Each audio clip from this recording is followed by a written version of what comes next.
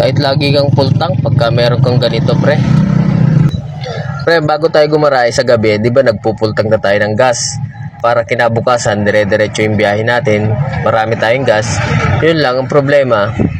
Pagka wala tayong ganitong lock, ninanakaw ng mga kabataan, pre. Tapos pag nahuli natin, ngayon, maabala pa tayo, nireklamo natin, tayo rin maabala.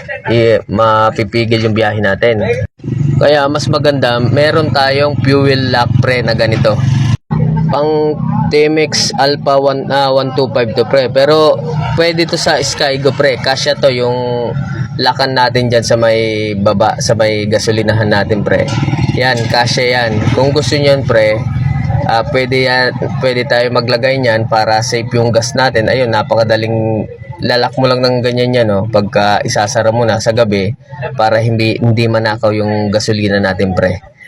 Ayan, napakaganda, stainless na yan. Pwede yan sa mga kasya yan sa mga Skygo natin. Alpha 125 kasi ito eh.